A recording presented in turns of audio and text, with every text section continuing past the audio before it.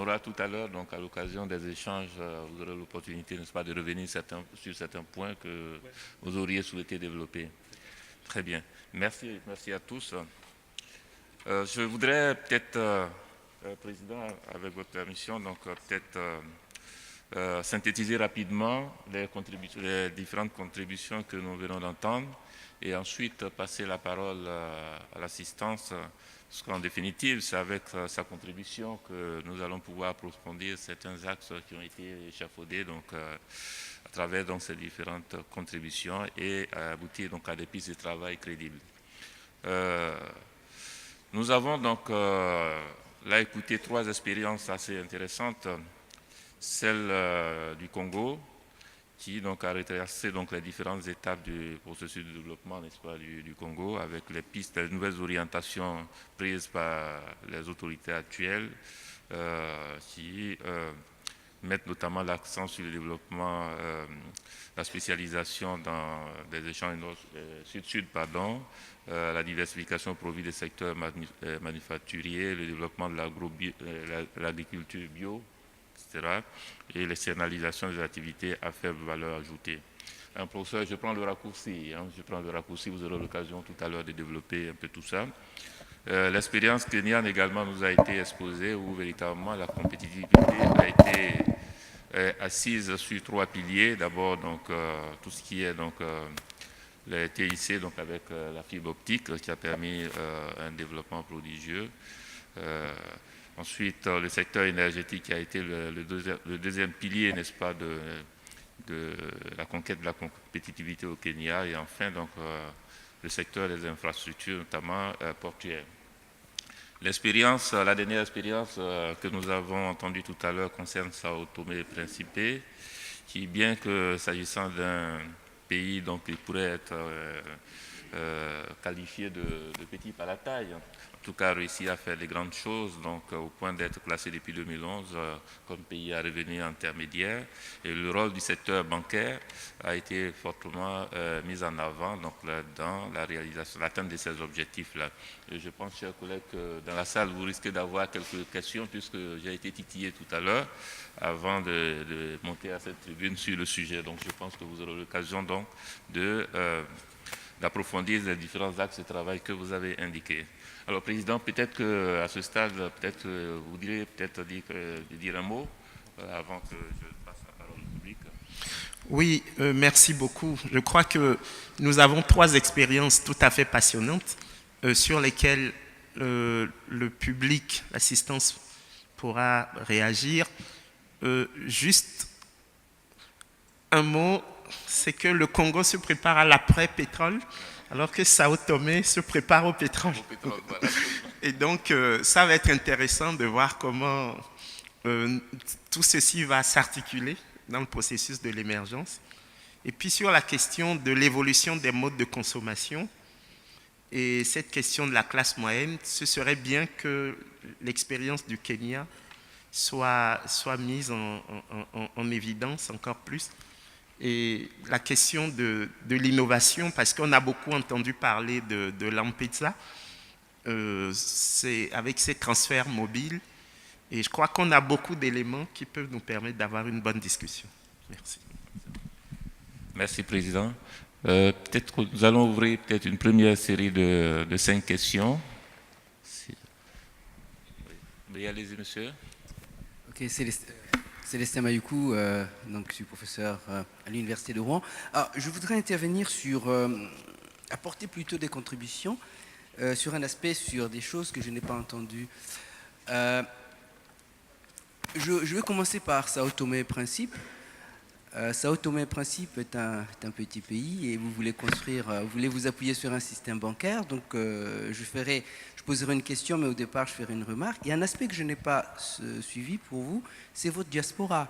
Vous avez une diaspora étrangère et très forte, et cette diaspora, vous ne l'intégrez pas dans votre politique. Et d'ailleurs, je n'ai pas entendu de diaspora ici, d'ailleurs, donc depuis hier, je n'ai pas entendu la diaspora. Juste pour dire une chose, les transferts de la diaspora vers l'Afrique est aujourd'hui supérieur à l'aide au développement. Alors que la diaspora, elle n'a pas sa place dans l'émergence. On n'en parle pas. Ça, c'est un premier point que je voulais soulever. Un autre point que je voudrais soulever, également, c'est une contribution. Je veux revenir également au cas du Kenya.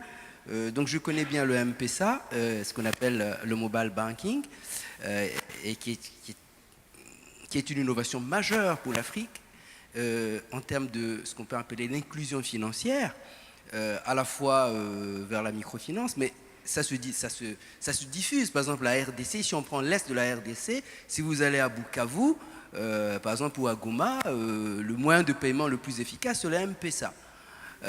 Et donc, c'est une technologie africaine et qui est une technologie innovante et qui n'est même pas encore, qui commence simplement à arriver en Europe. Et puis, dernier point sur lequel je voudrais contribuer, que je n'ai pas entendu.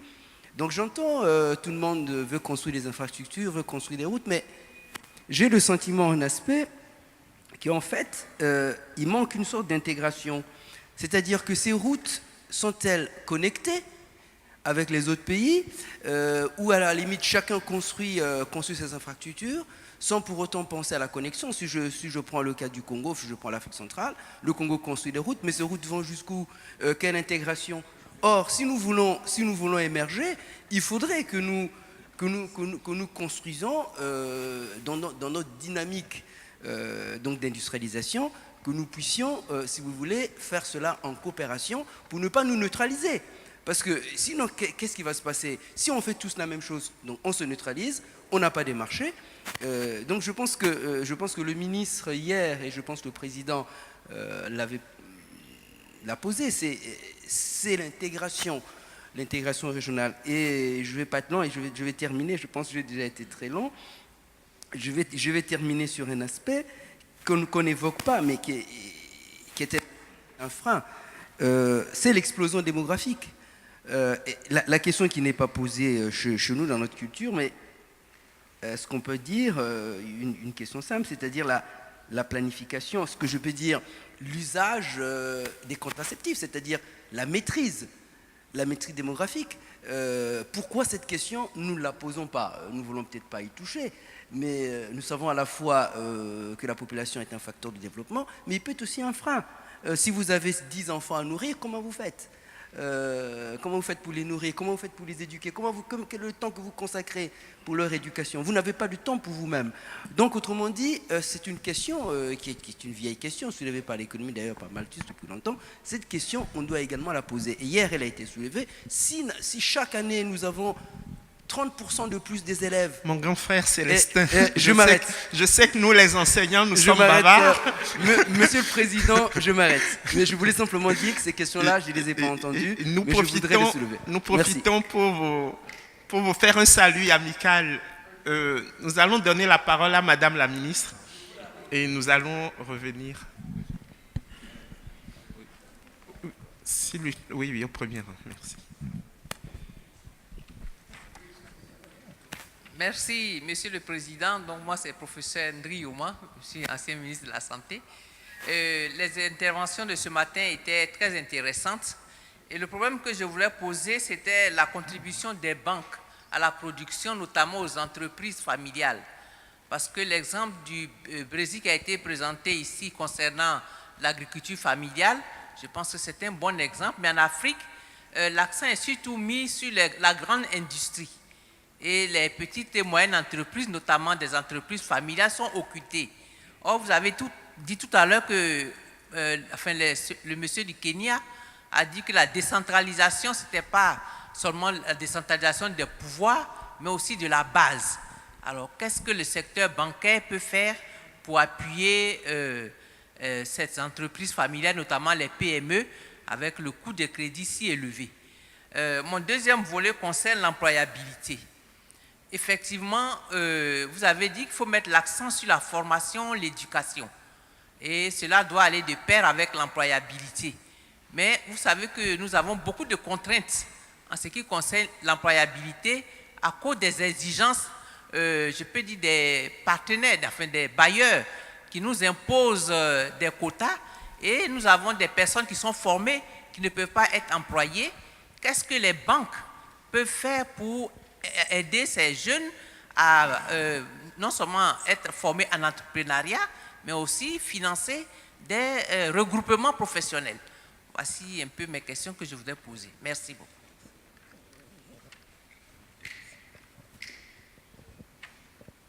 Bien. On va prendre monsieur, ensuite madame.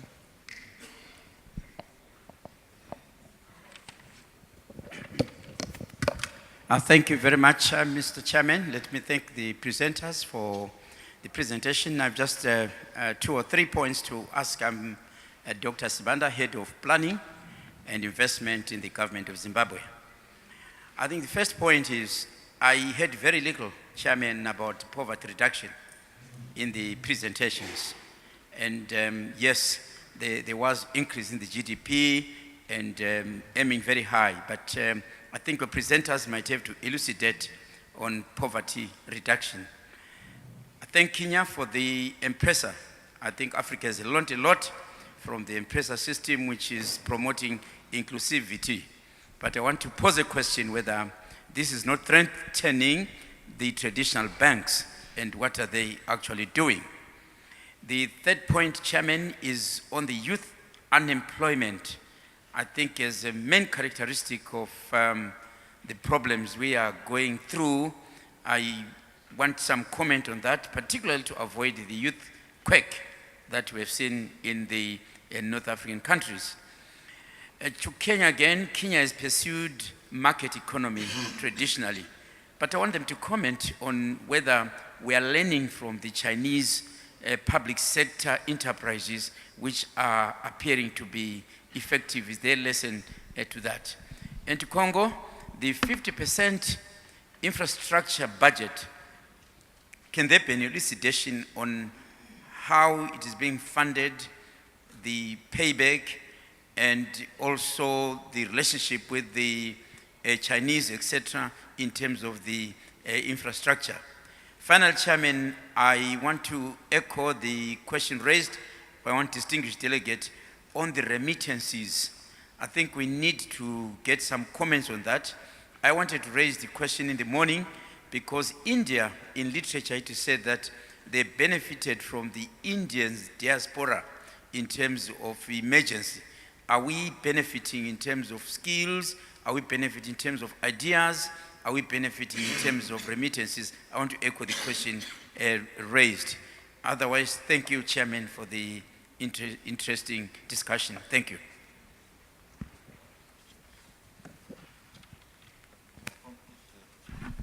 Madame, tout à fait, elle a la main levée depuis un moment. C'est la quatrième personne. Merci, Monsieur le modérateur. Je voudrais faire 3 commentaires et poser des questions. Le premier commentaire est lié à l'intervention de notre ami du Kenya concernant la modernisation des moyens de production. Ce que je note, c'est que dans nos États, on essaie de moderniser les moyens de production pour les produits à l'exportation. Mais qu'en est-il pour la modernisation des moyens de production pour tout ce qui est production destinée au marché intérieur des États? Et je prends pour appui le secteur informel, le secteur agricole et notamment l'agriculture familiale. Pour relever aussi qu'aujourd'hui, les produits vivriers sont produits dans des conditions qui non seulement ne permettent pas la maîtrise de l'eau, ne permettent pas l'économie de l'eau, mais sont des moyens encore très archaïques. Alors ma question est la suivante. Peut-on émerger sans sécurité alimentaire? Et peut-on émerger sans réduire la pauvreté, étant entendu que la majorité des pauvres sont en milieu rural et sont agriculteurs? Mon deuxième point est lié au rôle du système bancaire dans le financement de l'émergence. Quand on analyse un peu la stratégie des États, c'est vraiment une stratégie liée vers la recherche de ressources extérieures à travers un certain nombre de systèmes qui y vont. Et ma question, c'est quel est le rôle des banques et quel est le rôle de la Banque centrale dans le financement de l'émergence? Nous avons des banques centrales qui qui gère la ressource monétaire comme on la gérait en France ou aux États-Unis, alors que nous sommes sur des marchés émergents avec une analyse spécifique du risque.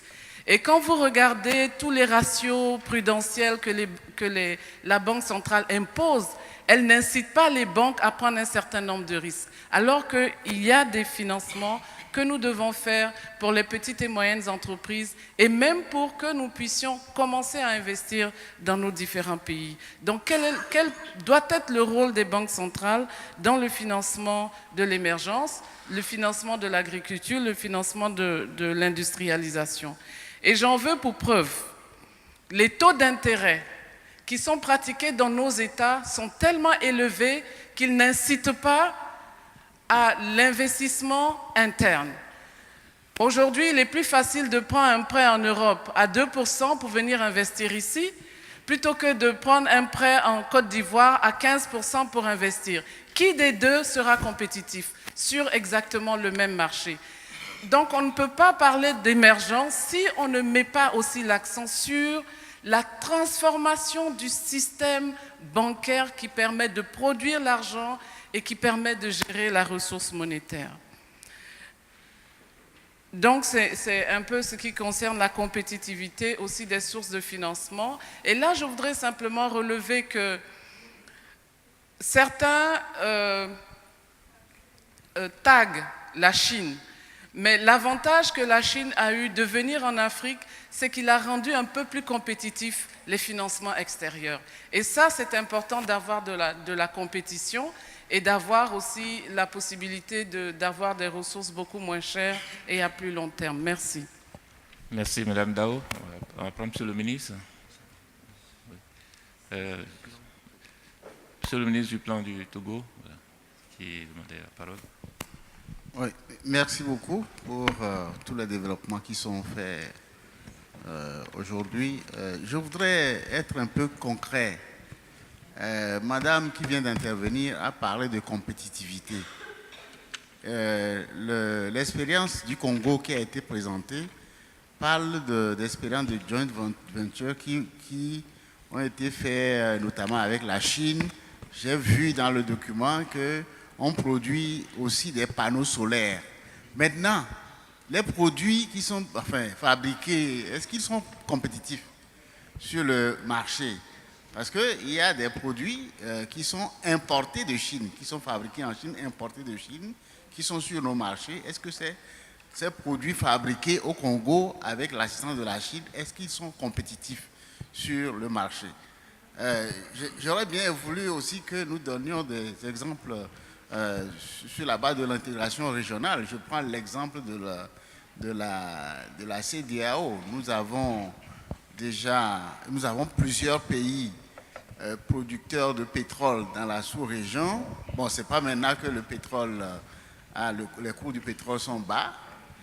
On ne voit pas les pays pétroliers produire pour la consommation de nos États. Moi, j'aurais bien voulu qu'on aille sur des cas aussi concrets pour voir, parce que c'est des éléments qui permettent vraiment d'évaluer la compétitivité de nos économies. Merci. Merci, Monsieur le ministre. Je pense qu'on va reprendre cette première série de 5 questions et ensuite on en prendra une deuxième, si vous le voulez bien. Alors, nous allons commencer par la première question, celle de M. Mekou. Cher ami, Sao Tomé, pourquoi la diaspora n'est-elle pas intégrée dans les politiques de développement? Monsieur le Président, la diaspora, je dirais même qu'il va sans dire que la diaspora a un rôle très important dans le processus de développement de son pays respectif. Comme vous le comprenez, mais pour que cela se fasse, il faut qu'il y ait une politique, n'est-ce pas, tournée vers la diaspora. Chaque pays, chaque gouvernement doit avoir une politique cohérente, n'est-ce pas, qui puisse permettre non seulement à la diaspora d'être encouragée à faire des transferts de moyens de ces épargnes vers le pays d'origine, comme aussi donc faciliter cela, mais comme aussi permettre aux banques, n'est-ce pas, de pouvoir collaborer avec ceux qui ont cette possibilité, que font ce transfert, de faire non seulement l'accueil de ces moyens, mais aussi voir des politiques et envisager des politiques pour faciliter, n'est-ce pas, l'application, l'utilisation de ces fonds, non seulement par ceux qui le font venir, comme pour la société en général, le marché en général. Donc, l'élément le plus important, c'est la politique même du gouvernement, n'est-ce pas, de l'État, vers la diaspora.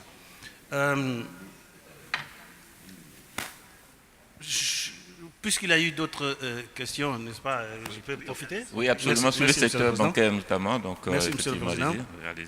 Il y a, en ce qui concerne Sao Tomé et Principe, pour ce qui est de la diaspora, il n'y a pas effectivement une politique du gouvernement tournée vers la diaspora, mais les banques, notamment la Banque internationale de Sao Tomé et Principe, a certains produits, n'est-ce pas, qui permet que la diaspora puisse faire le transfert de son argent à bas coût sur Sao Tomé et via Internet même. Pas à partir de tout le monde, mais là où c'est possible, ils peuvent le faire. Quel est le rôle des banques pour appuyer les entreprises familiales? Mesdames et messieurs, nous sommes en train de parler des banques commerciales. Les banques commerciales sont là pour gagner de l'argent. Bien entendu, ce n'est pas à tout prix, mais elles sont là pour gagner de l'argent.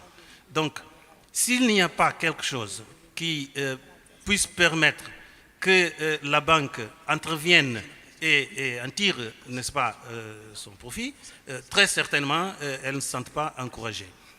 Mais chaque fois qu'il y a, encore une fois, la politique du gouvernement pour promouvoir l'économie familiale, pour promouvoir le développement des petites et moyennes entreprises, les banques suivent, les banques vont suivre, les banques vont trouver aussi leur place là-dedans, puisque ce sont aussi des opportunités que les banques vont trouver pour gagner de l'argent. Autrement, ce sera très difficile. Elles vont agir, les banques vont agir purement et simplement en tant que banque commerciale. Et si le marché en plus ne permet pas, n'est-ce pas, une compétitivité pour cela, ce sera encore plus difficile de trouver une contribution plus efficace des banques commerciales. Quel est le rôle des banques dans la réduction de la pauvreté? Bien entendu, à partir du moment où les banques contribuent, n'est-ce pas, pour le développement des sociétés, des entreprises, des petites et moyennes entreprises, l'agriculture familiale, même le commerce, etc., elle est en train de contribuer pour la réduction de la pauvreté. Mais il faut que ce soit quelque chose d'organisé. Il faut que ces classes, je peux dire comme ça, n'est-ce pas, ces filières soient organisées aussi. Sinon, il est difficile, surtout quand une banque se sent à l'aise, elle n'a pas à aller chercher quelqu'un, chercher les clients pour octroyer des crédits. Une banque qui n'a pas de difficulté, elle ne va pas chercher un client pour octroyer les crédits. Au contraire, elle attend que les clients viennent. Donc, quand c'est comme ça, c'est encore beaucoup plus difficile qu'elle puisse contribuer, alors que nous savons très bien le rôle que les banques peuvent jouer. Bon, les banques, bien entendu, d'une façon générale, doivent contribuer pour le financement de l'émergence. Vous savez, par exemple, dans le cas de Sao Tomé et Principe, nous avons 2 projets structurants très importants, lesquels peuvent même changer carrément le pays, changer l'économie et permettre une meilleure intégration. Je parle déjà de cet aspect de l'intégration, que pourra permettre, n'est-ce pas, une meilleure intégration du pays et de l'économie. L'un, c'est le port à eau profonde, qui permettra, n'est-ce pas, qu'on puisse développer davantage le transport maritime, s'agissant d'un pays insulaire, et bien entendu que nous avons besoin de désenclaver, je peux dire comme ça. Donc, il faut que ça soit fait. Ce sont des projets qui coûtent très cher. Dernièrement, malheureusement, c'est un projet qui est né justement à la veille de la crise internationale, mondiale. Donc, le projet, il attend que le financement arrive. C'est quelque chose, s'il y a quelqu'un ici dans la salle qui peut mobiliser 500 millions de dollars, vous êtes invité à y participer. Cher ami, est-ce que vous pouvez peut-être élaborer un peu sur donc, le rôle de la Banque centrale, votre commentaire sur le dispositif réglementaire, en quoi il constitue un frein, n'est-ce pas, à l'accompagnement de l'économie? Est-ce que vous pouvez élaborer un peu là-dessus? Oui, Monsieur le Président. Très rapidement. Très rapidement, oui. Monsieur le Président, effectivement, la Banque centrale a un rôle important. Pourquoi? Parce que sans la supervision, sans une bonne supervision, correcte supervision, rigoureuse de la Banque centrale, les banques peuvent faire des bêtises. Alors, comment est-ce que la Banque centrale peut contribuer? Avec des réglementations, mais il ne suffit pas de réglementer, il faut être sur place, il faut superviser, il faut visiter, n'est-ce pas? Mais la Banque centrale ne peut pas faire grand-chose. La Banque centrale est là pour établir, n'est-ce pas, concevoir la politique et de faire la supervision de cette politique. Elle conçoit des normes, elle émet des normes et elle fait en sorte que les gens puissent suivre les normes. Il y a des pays où la Banque centrale peut encore décider sur le niveau de crédit à l'économie.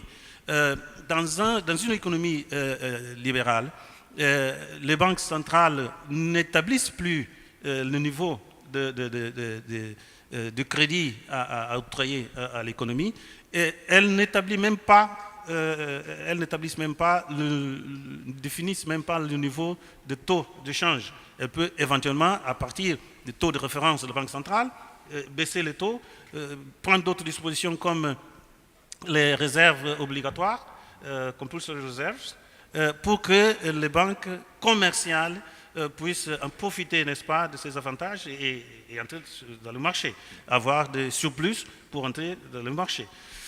Il faut avoir un système de partage des risques, éventuellement, parce que là aussi, il y a tellement de choses qu'on pourrait parler. D'accord.